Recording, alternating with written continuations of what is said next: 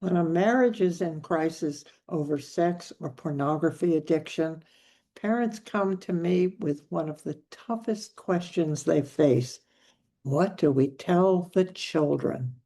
They're caught between two fears, that saying anything will frighten the kids or steal their childhood, or that saying nothing is a form of lying to them. So they freeze and hope the children haven't noticed. Let me start gently with the hardest truth. The children have noticed. They always do. Children are extraordinary at sensing the emotional weather in a home. The cold silence at dinner, the red eyes, the parent who slept somewhere else. They can't name what's wrong, but they know something is. And here's what matters most. When children sense something is wrong and no one tells them, they don't decide everything's fine. They fill the silence with their own story. And a child's story is almost always the same one. It's my fault. If I were better, this wouldn't be happening.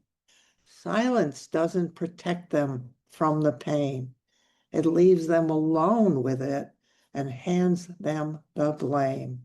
So let me reframe what transparency means, because parents hear the word and imagine confessing everything.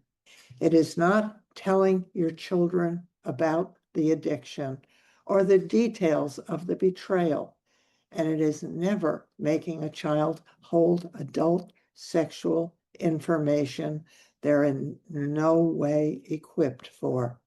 It's something narrower and far more protective, telling them enough of the truth that they feel safe, don't blame themselves, and know they can come to you. You're not disclosing your marriage to your children. You're giving them solid ground to stand on while the grown-ups do the hard work separate from them. At every age, there are a few things every child needs to hear: that this is a grown-up problem and grown-ups are handling it, that it's not their fault, said directly and more than once because they won't believe it the first time, that they're safe and both parents love them. And that never changes no matter what is happening between us. And that their feelings, confusion, worry, anger, sadness, are welcome anytime. These are the anchors. Almost everything else is detail they don't need. Now, how much and how shifts with age. With young children, preschool through elementary, keep it simple and lead with reassurance. Mom and dad are having some grown-up problems, and we're both sad sometimes. It's nothing you did, and we're taking care of it. You're safe, and we love you very much. That's enough. Then protect their routines fiercely. Bedtime, the school run, the ordinary rhythms. Because for a small child, safety isn't a speech. It's the predictability of their day. With tweens 9 to 12, you can acknowledge more because they see more. Answer their questions honestly without going near the specifics. Dad and I are working through something and we're getting help. You're naming that something real, has happened, honoring what they've already sensed without the details that would only harm them. Follow their lead. Answer the question they actually asked, not the one you're afraid they'll ask. With teenagers, the need is honesty at a higher level. Teens usually know more than you think. They've overheard, read a text, pieced it together. Denial backfires. It teaches them you'll lie to them. Be truthful about the shape of things while holding the line on detail. Here's the danger you need to be vigilant about. A teenager is old enough to become a confidant, and that's a role no child should be given. Don't lean on your child for support. Don't make him or her your allies against the other parent.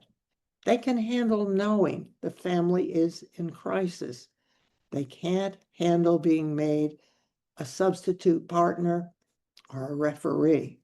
Let me speak directly to the betrayed parent because there's a pull here that's understandable, but quietly harmful.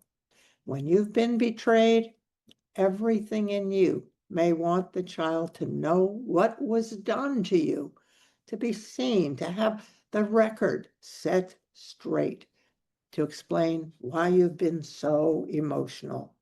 I understand. And still, I'd ask you not to. Telling children the details doesn't lighten your load, it transfers it onto them.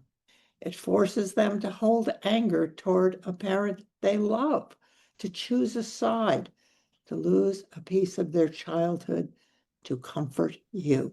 Protecting their bond with the other parent, even the one who hurt you, is one of the hardest, most loving things you'll do.